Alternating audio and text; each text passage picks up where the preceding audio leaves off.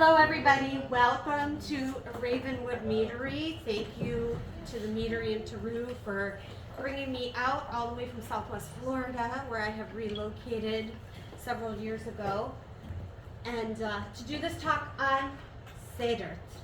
I'm going to go ahead and just pronounce it our Americanized way, just to save confusion, so I'm going to refer to it as Seiđr. And this can almost sometimes be a controversial topic, but let's talk about what it is, what the Norse perspective was regarding it, and who can do it, what it's about. Do we do it today? There you go. Oh, you're okay, no problem. So my name is Karen Dahlstrom. On social media, I'm Maroon Guidance on the Norse. So if you guys want to follow me there, I'm pretty much on everything. Just go ahead and feel free to drop in the comments and tell me you saw me. I love seeing that, and we can converse online.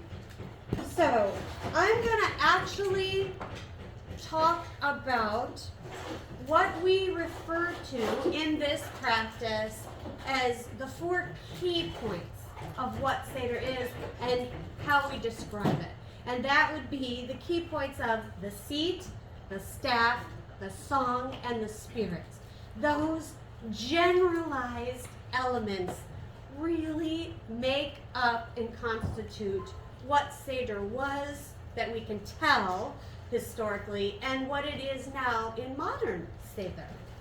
So the word Seiđr, while this is a very complex and versatile practice, the word we think kind of comes from an Old Norse word meaning to bind, almost like wrapping with a cord. And there's a reason for that, because this type of shamanic practice very much ties us to the spirits that we're connecting with, where we get our information from.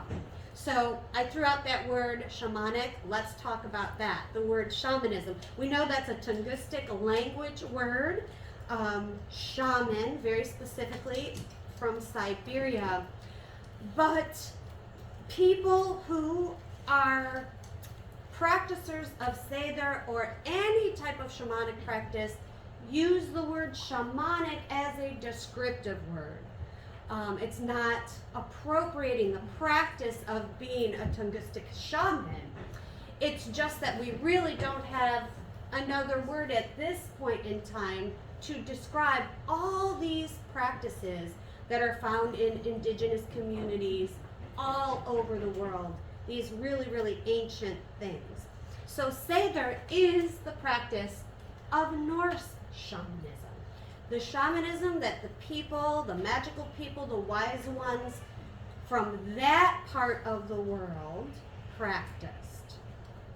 So it's very, very, very old, and we really think that we can trace it almost back to Iron Age fertility cults. And if you're familiar with any of fertility deities in the Norse pantheon, you know that would link you to Freya and Freyr. And they're very much called upon in this practice of Seiđr. So it is really, really ancient.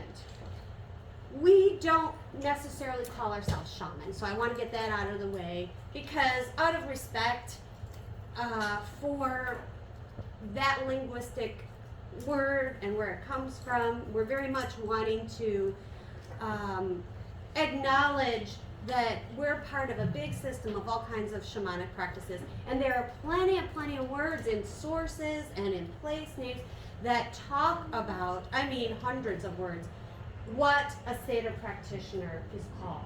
The most common one that we are aware of, and that was from the later Viking Age into the Middle Ages almost, is the vulva, the staff carrier or the staff bearer. And if you remember in the beginning, I said that the staff is one of those main elements in practicing Seiđr. But there's other things. There's segmen, there's a fjolking, there's the spakkona, the seidkona. The list goes on and on and on. It's very much an individualized, complex practice, but because people are not familiar with those words, we tend to say Norse shamanism. as a descriptor. Okay, so let's start with the first element, and that would be the seat. The seat, really what we see used is described in two different words. One is hoseti, and the other one would be the Seiđr. And the hoseti tends to be almost like a throne-like seat that a vulva would be invited to come and do something. It would be a seat of prominence. It would be a seat of respect. There would be possibly ego involved in this. It's an honorary place. But the other one is what we want to talk about when practicing Seiđr, the Seiđr. And that is done and created oftentimes outside. It generally was a temporary structure created in nature and then disassembled when the vulva spakona was done doing their Seiđring. And what that seat did was symbolized a separation between the worlds. It was a symbol of creating a sacred spot. So if any of you are pagan in your practicing beliefs, you might have that in your belief system where you cast a circle or you create a sacred area. It's very much like that. So the seat was very important. Most of the time it was elevated. And there is a tradition even in folk practice trulldom today that if you elevate yourself up over a doorway or being up makes it easier for you to see spirits and understand them. So that seems to kind of carry over from that a little bit, at least in my opinion, which obviously this whole talk is going to be my opinion in my experiences, in my training. But the seat would be something that had to take place or Seiđr was not done. And I recommend that today as well. Seiđr can be done kind of in a group format where you are doing this for the community. People bring their questions, they need to know what's happening in the future, they need healing. The magical practitioner is making themselves useful to the community. So having that seat, but Seiđr can also be done privately for your own personal use. And even if you do this privately, you want to have the seat. It can be as simple as taking a skin or a lovely piece of fabric or something and covering a platform, a stool, or an ordinary chair. But what you're doing is you're telling your subconscious mind and the elements around you, I'm doing something different right now. I'm not just sitting down at my kitchen table. Yeah, it's my kitchen table by day, but right now, this is going to be special. So it's very important. It helps prepare us, alert the spirits around us, and most importantly, triggers something in our subconscious mind that this is sacred, this is special, this is different. It creates a boundary between the worlds and gives you that feeling, aha, now I'm ready for service. Now I can begin. The second thing is the staff. And the staff, apart from the fact that even in the most common word for a shamanic practitioner in the Norse Age was vulva, or the volur, meant staff bearer. So important. The staff is extremely complex. There was no set right or wrong way. We know in the burials we find everything from, was not able to bring any of my staffs, obviously, because I was flying from Florida. So someone lent me this one for this purpose. But from created by a blacksmith, an iron type of 3 foot or a meter type of wand, we find those remained in burials, to long spear-like branches. So this could be anything that the practitioner feels is important. Why? Is this because they journeyed a lot and they wandered around and they needed a walking stick? No, actually not. What we know about the staff is that it is the axis mundi. It's almost representative, in my opinion, of Yggdrasil, the connector of the 9 worlds. representing and conducting, almost like a magic lightning rod, up here and below and everything in between, and channeling that whole energy. Seiđr is about energy work. I know that's really trendy right now in our 21st century, and everybody's an energy worker, and we love to talk about that, but that's old magic. It may be having a revival, but it's very old. Our species on the earth, as soon as we were able to evolve into the complexity that we are now, had this type of connection. And so the staff is very much a power conductor, a lightning rod, and oftentimes it was moved in Seiđr by the practitioner, almost helping them navigate and direct where they were traveling to. Now remember, we said Seiđr is a shamanic practice.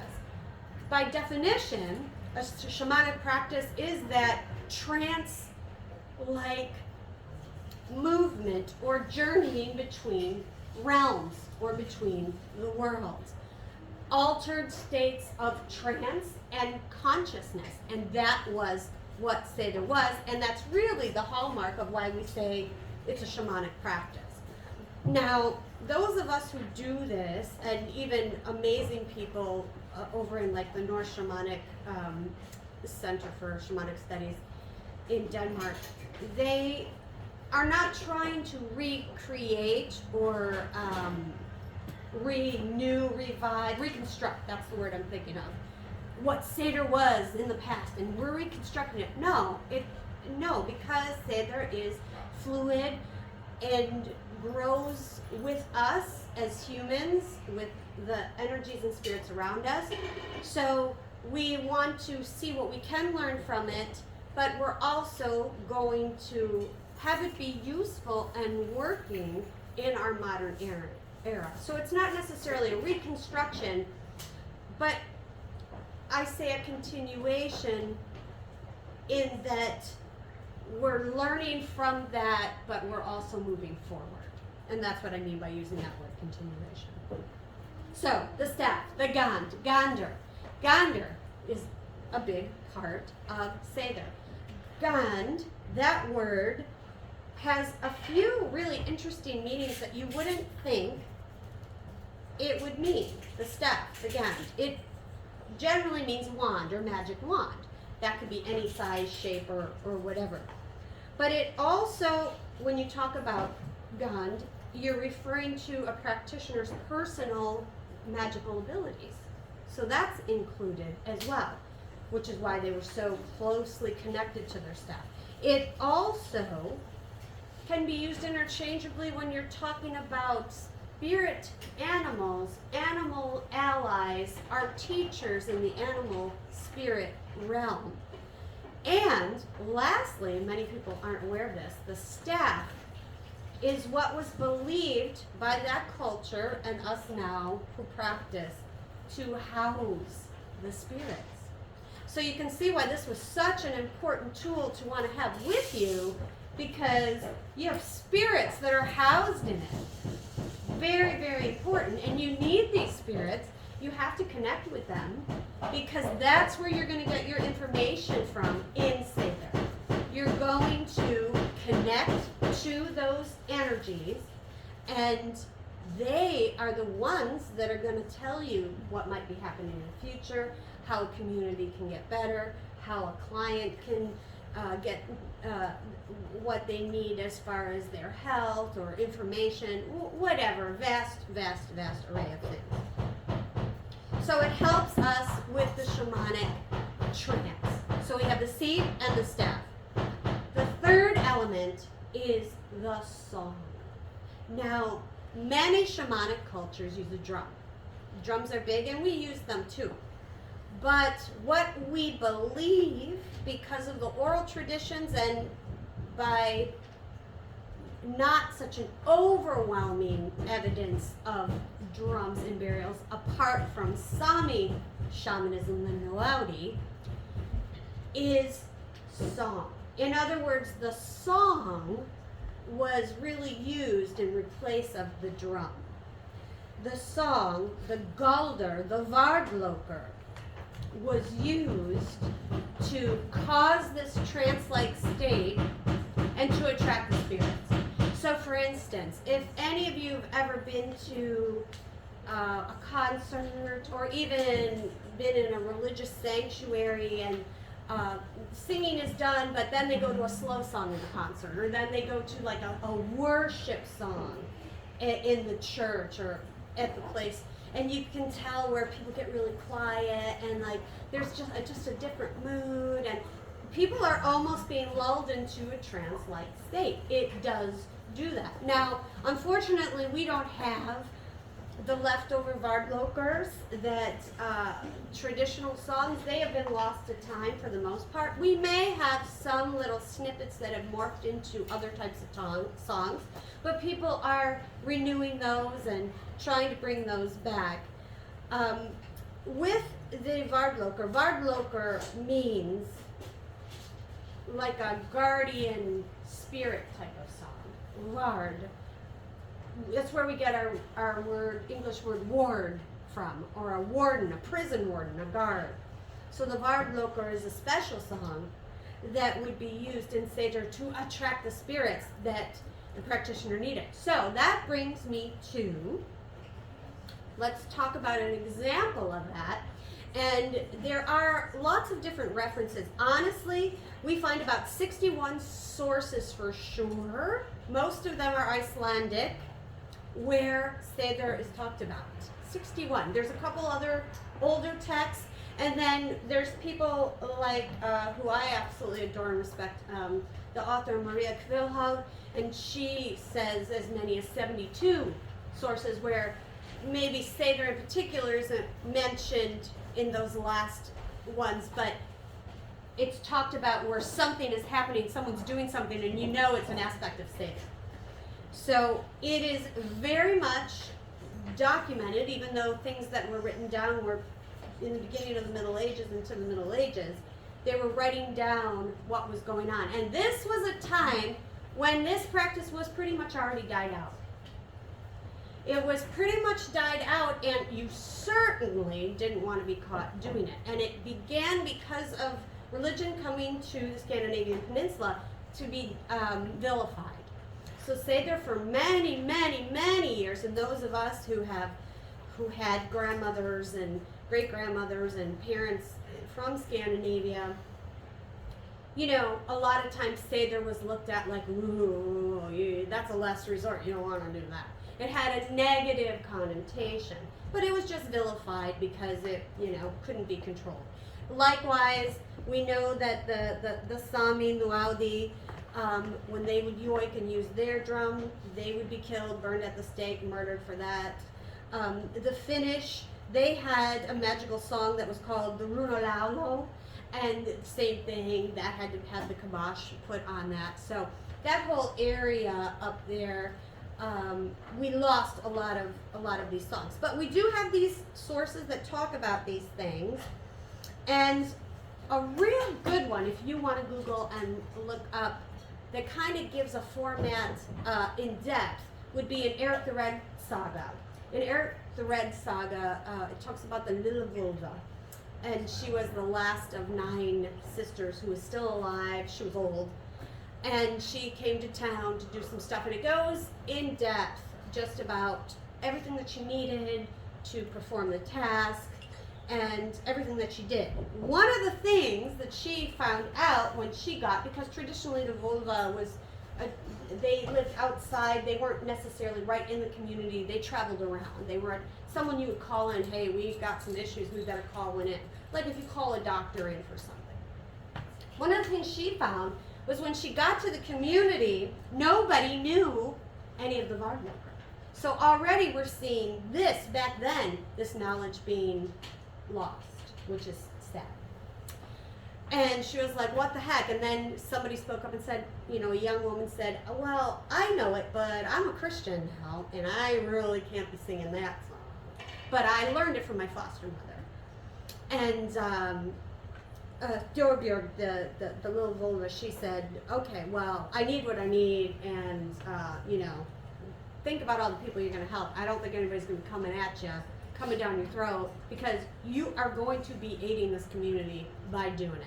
Somehow she was convinced. She did it. They said it was the most beautiful, lovely song they had ever heard. And Torbjörn said, many spirits have come because of this song. So this song literally caused these spirits to be in attendance and to come. And that really aided the community. So we know that we have that seat, we have the staff, we used the song, and the fourth thing I mentioned was the spirits. So the spirits came. What spirits came? What was Torbjörn talking about? Well, it could very well be, it could be anything from a deity to even what we call in Sweden a tomte spirit. Some of the spirits would be the landvetter, the land spirits, the Filja, the Valkyrie, the Jotun. It could be the Alvar, the Dis, or a deity, or many of them. We don't know what that particular practitioner used. But this would be something that you would need to get to know and figure out yourself, who you can connect to and who's willing to work with you. The thing about Seiđr is you don't want to push through your plans. The whole idea of Seiđr is working well with others, the spirits. You offer and see who comes. You don't say, I only work with light energy or whatever. They didn't have that dualistic view. Whoever comes to help is whoever comes to help. And they know much more than we what is needed and give you the information you need to pass on to the community or for yourself if you're doing Seiđr by yourself.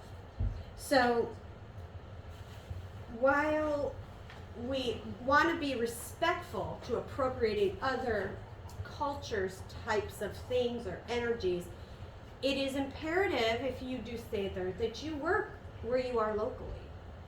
You know, I've been told before, not very often, maybe once or twice, oh no, you can't work with that spirit because that's, you know, from here. Okay, well, you know, the spirit's going to work with whoever the spirits want to work with. And you need to understand that you're a part of where you are right now. Yeah, maybe you're not indigenous to the country of Spain, but now you live in the country of Spain.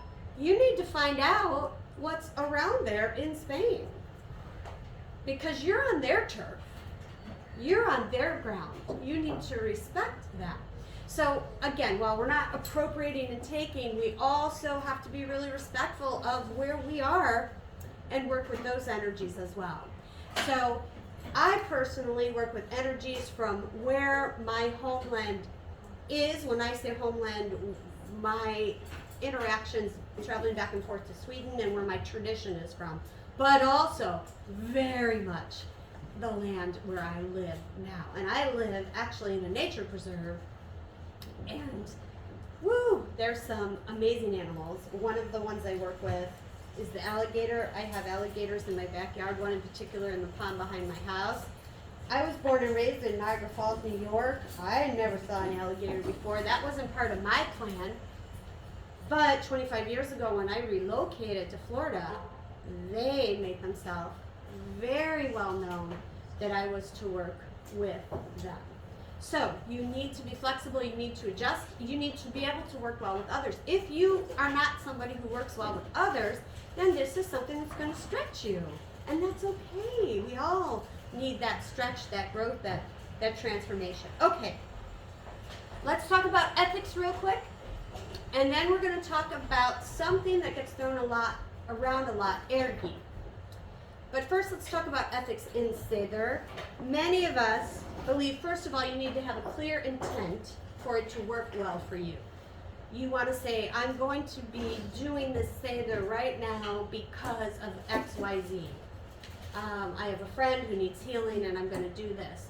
Or there's information I need to find out about the future for this community, I'm going to do this. So what we call in trolldom, in the trolldom practice, decisive, dedicated action. You need to have that, DDA, decisive, dedicated action, when going to do some Seiđr for yourself or for others. And again, it's not about you're doing it to control other people. I see a lot of younger practitioners who, I'm going to do Seiđr and she better do this and I'm tired of her doing it. It's not about that. It's probably not going to work for you because it's not, you're doing that in your own energy. You're absolutely not seeing what nature, do you think nature cares that Susie took your boyfriend? Maybe you'll find a spirit that cares about that, but honestly, nature very much likes the path of least resistance, and that's whatever is the most useful to inhabitants. And so if you go down that route, you will find much more success in your practice and what you're doing. So it's about working well with others, and it's about being useful. It's about not being controlling. If you have a controlling personality, you will hit a brick wall many, many times, and you won't have the effect that you were hoping for. But that's a whole other topic that you have to wade through in your own personal growth as a practitioner. Lastly, I want to mention ergi, because we hear this a lot, and when I first started doing Seiđr, talking about Seiđr, of course that was a huge thing. Well, I can't do it because I'm a male. Or no, and men can't do it, it's only a feminine thing. This is absolutely not true. First of all, let's talk about what ergi means and where we find it mentioned, why we find it mentioned, where we find it mentioned. Ergi in particular was, during the Viking Age, what they would interpret as the term unmanliness or even effeminacy, being effeminate. You have to understand, and I mentioned this in our ancestor talk yesterday, that even though during the Viking Age, which that's a label we put on in the mid-1800s, so that's a relatively new term anyway, but during that time period, it was very patriarchal. Though women had much more freedom and energy and responsibility possibly than other cultures at that time in the world, it was still very much patriarchal. And it was also a time period where there were a lot of political and shifting ideologies, aka control, going on that people were trying to do. Religion was doing it. It was induced to control the people. Political boundaries, borders, kings, chieftains, was all about that. So that type of energy didn't match what Seiđr energy is. Now, if you haven't gotten anything about today when I've been talking about Seiđr, it's about you submitting yourself, being submissive to spiritual energies. It's about being a conductor, letting them come through you, not you trying to push your will on them. You know, many religions are praying to a deity and like, do this, please do this, please. You're pushing their will. And oh, God doesn't answer my prayers. Okay, yeah, why would that happen? So it's the opposite. It is about being submissive. Viking era culture in the north didn't like that philosophy. That was something that was definitely not the cool thing to be. So much so that ergi not only became a slang term for men that maybe presented themselves effeminate or people that were more difficult for someone to label, but even for certain women, it just morphed into a word that really meant you were slutty sexually. That it became, that's what it meant. It evolved into not a nice thing to refer to people. And that carries over into today, because let's even think about what goes on now. Look, people who were so connected to the earth lost this practice. because of political and religious things. It was dying out when these sources we have were written. Yes, there's a revival of connecting to this type of practice today, but don't think it can't happen again. Don't think the intolerance of magical practices or of the way people identify or how they relate to spirits or whatever. Don't think that can't go down the tubes again, even though maybe we're in the most accepting time, maybe even ever, who knows. That all can be taken away. So it's important that we are mindful of that. So the bottom line is, men can practice Seiđr. People who are biologically born male can practice Seiđr. People who don't want to put themselves in a certain way can practice Seiđr. Anyone can practice Seiđr. And the submissive aspect of it, in any type of shamanic, trance-like energy, there can be an element of eroticism, which does tie in sexually. And there is a theory that there might be some parts of Seiđr for some people that did involve that element, and that could also be why, it was kind of shunned. But what we really think, it just refers to allowing yourself to be useful to the spirit realm to aid those around you. And that's not a real He-Man type of thing in that time, in that culture. So that's where we really think the whole ergi thing comes from. It is a fallacy and doesn't need to be adhered to. And remember, the Viking Age is a blip in the 10,000 plus years that people were on the Scandinavian Peninsula. Who the heck cares that few hundred-year period, just because that's what we experience. The thing about Seiđr too, as I wind this up, and then I'll take some questions from you guys, is it's not playing Viking. It's not. It is a serious practice, a shamanic practice, and should be respected that way, and that the practitioner should be respected, whether they're male, female, or whatever. So that's what I wanted to say. I hope this gave you a little more insight into what Seiđr is, how you can actually do it, and if you Google, there's lots and lots of references. The Voluspa, it talks about Heather, and how she would come to do Seiđr. She would bring 15 men, she came with a crew of men and women. Probably they were the singers that helped make this big enchantment take place. But then we go, like I said, to Erik the Red Saga, and it's like, can anybody sing a song to get this going? So, very interesting, very subjective.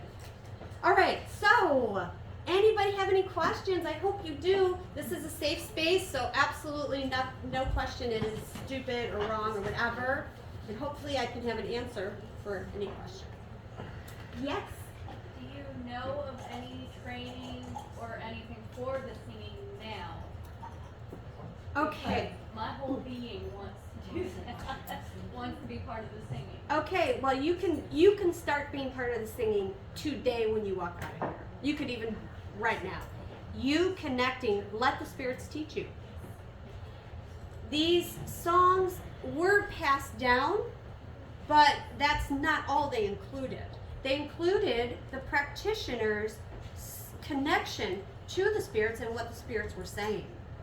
There's an amazing teacher who I love named Annette Host, and she just creates her own songs out in nature and sees what she kind of downloads, for lack of a better word, and she memorizes it and then she passes it on to other people. But anything that you create in your magical space is going to be more powerful, not to throw the power word around, but will be more effective and powerful for you because your being is doing it. You're connecting to it. So I would, especially since you feel that so strongly, start making some. Start making some. Google, get information, do what you can, but most importantly, nature is going to teach you how it should be, how it should sound, and what it should entail. That involves time studying from those teachers.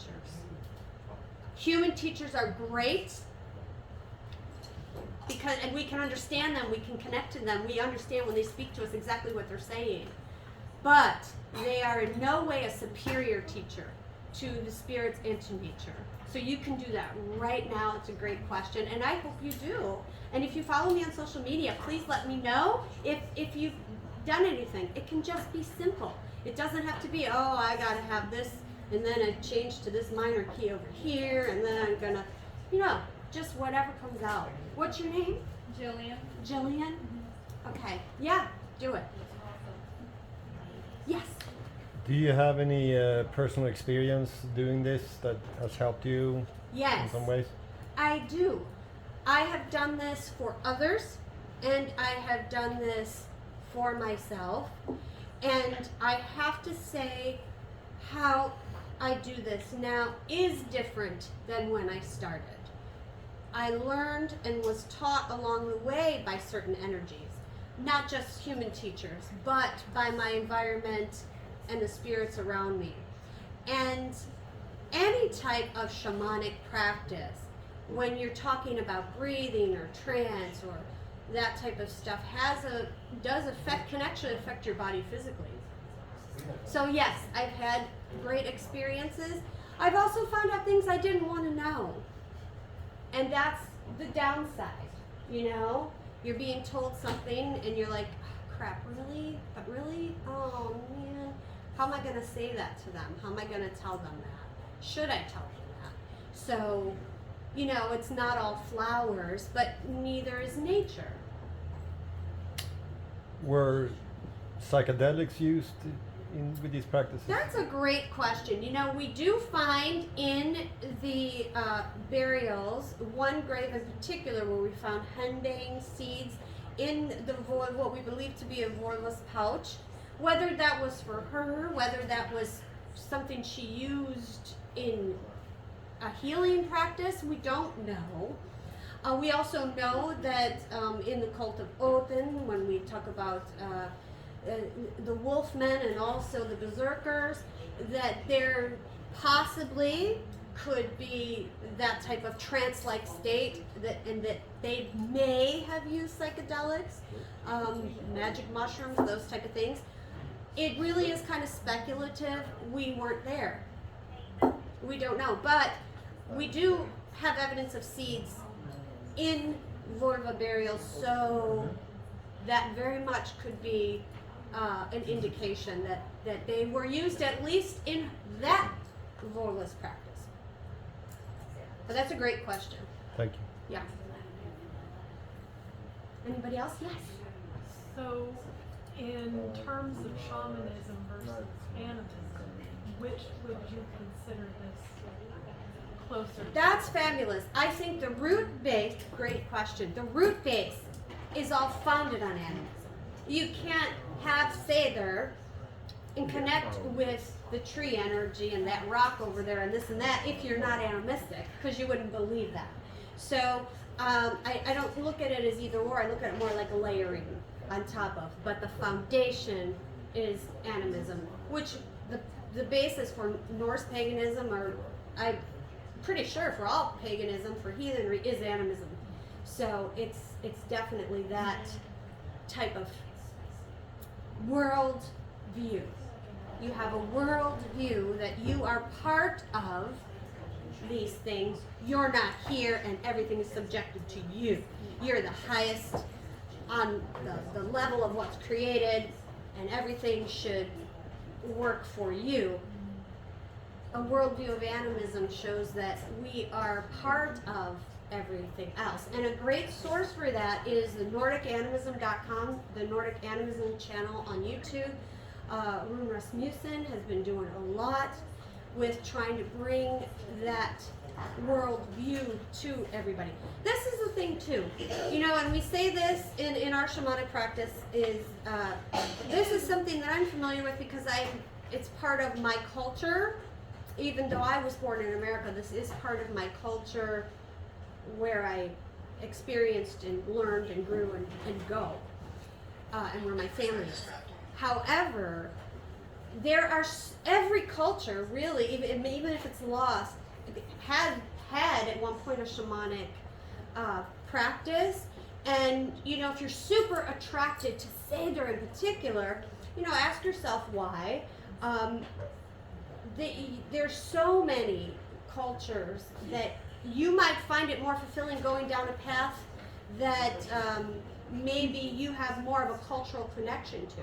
So this isn't the only magical shamanic thing out there. I know this has nothing to do with what you asked me, so No, I don't know actually why. it does, Oh. because we're talking about spirits and shamanism, the spirits use you Right. Yes. versus animism just being. Yes.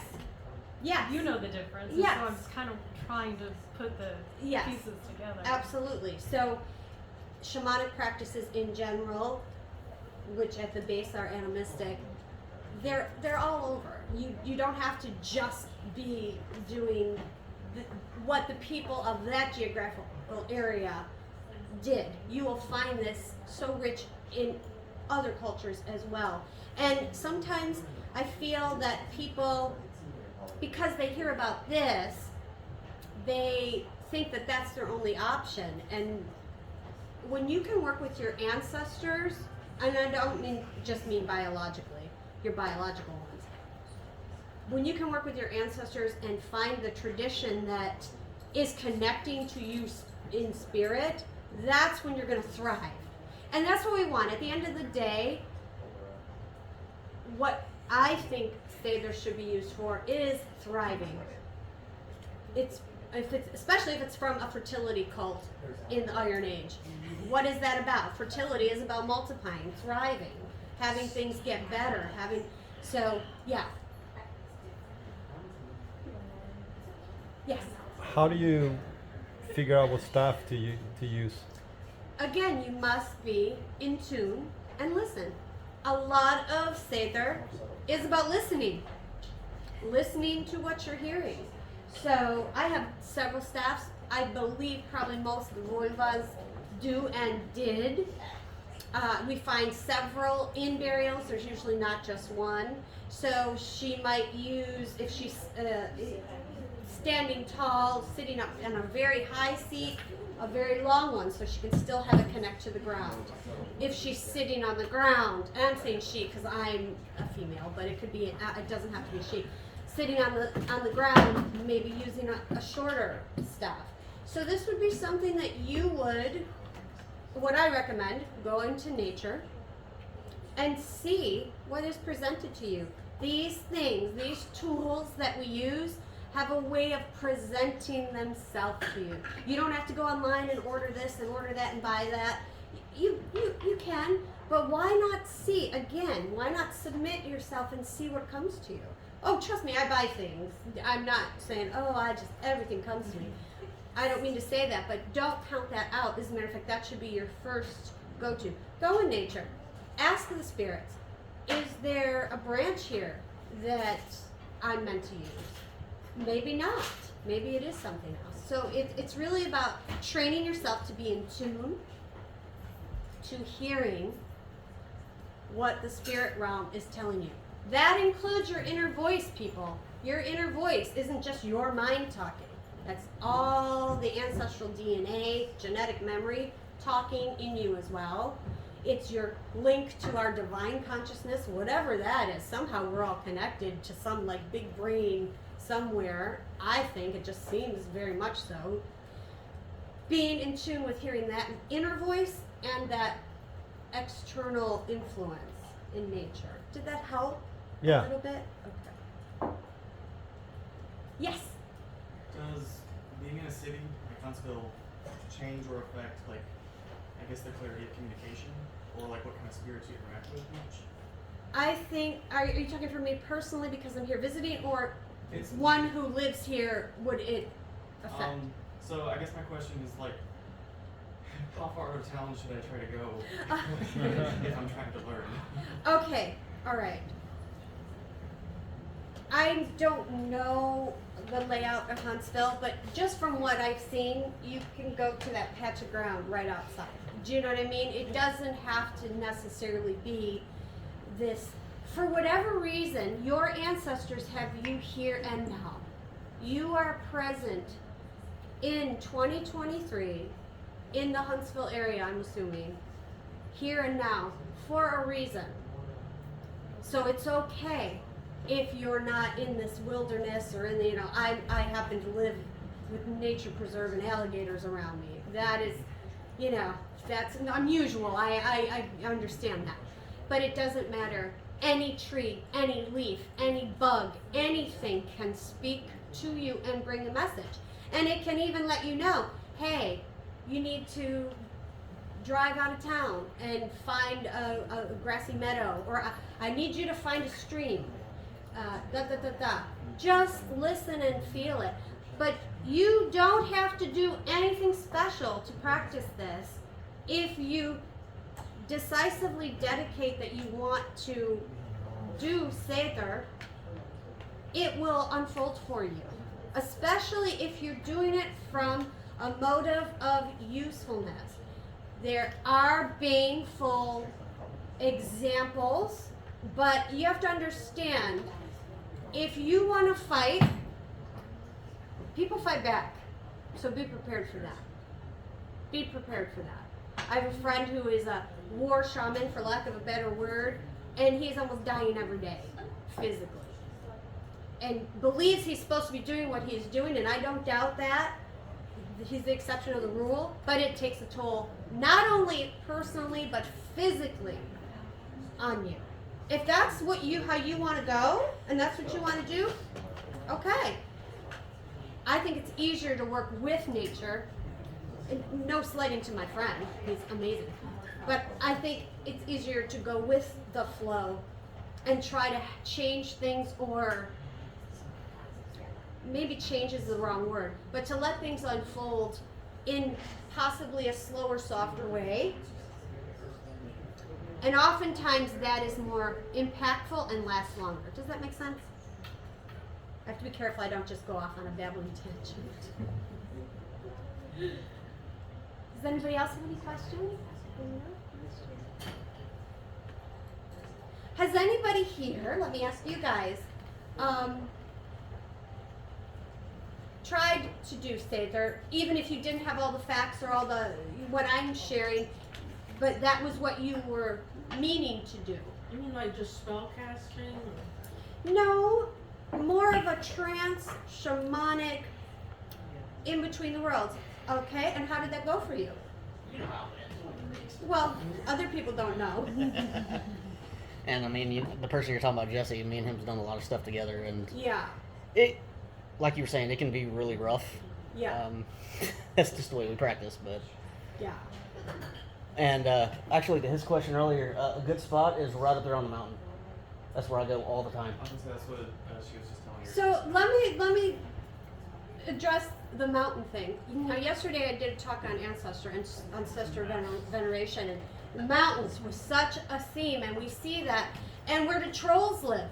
In the mountains. And we know that the church, back in the Middle Ages, things really terminology started to change from the Elver to the Dees, or these positive ancestral beings, to being referred to as trolls and ugly and yucky. That was all part of trying to eradicate and erase that tradition and that culture. But they always were associated with the mountains. And the burial mound, huge. If you do something in Norse we call utaseta, where you sit out all night, maybe under a dead body. That doesn't really happen anymore. Don't recommend that. But on top of a grave, so that you can speak to that ancestor, speak to that spirit. So the idea of the mound and the mountain, we also know Lifaberg, the healing mountain.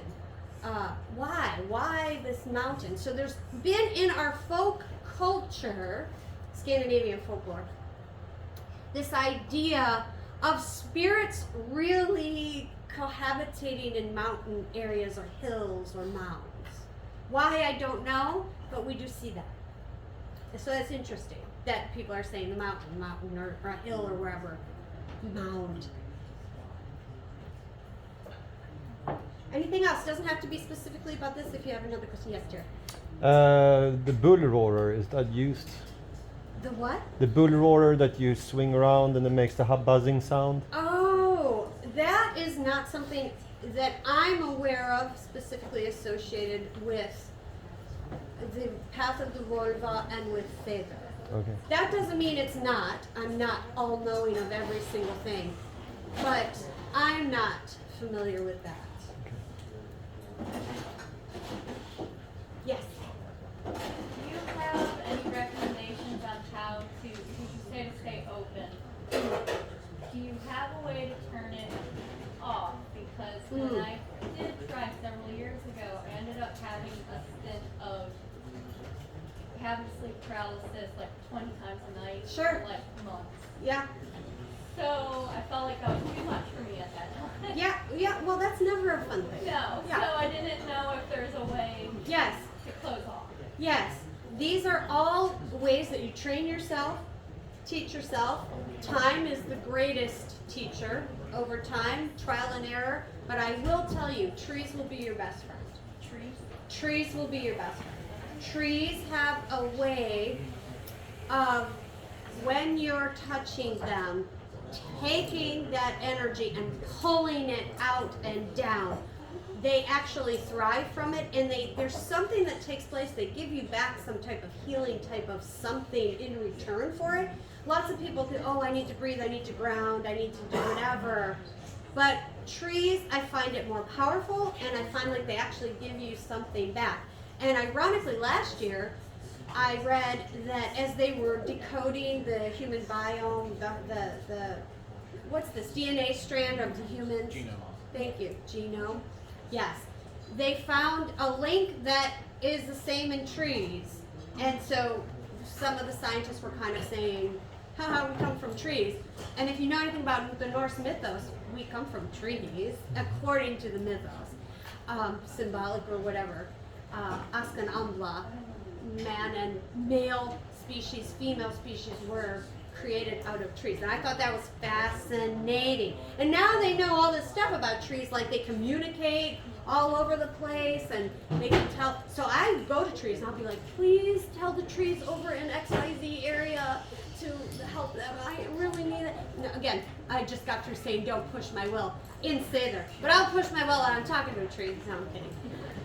You know what I mean? Like they can communicate and they have an intelligence. We know the plants have an intelligence now, where they never believed that. In studies, I remember when I was a little girl in the 70s, they were saying that, you know, you can talk to plants and they actually respond. And there's been scientific studies, certain types of music causes them to grow or go a certain direction. They have a consciousness. So they are your friends. They will be your biggest teachers, and they will help you. Message me and let me know how that works for you. I will. Yeah. You might have a favorite one that you work with. There's also something that we have in Trolldom, which is the practice of Scandinavian folk magic, is where you invite a spirit to dwell in a tree by you. If you don't necessarily feel a connection there already, and yeah. So, and Vard trees are an actual thing in Scandinavian folklore, protective trees.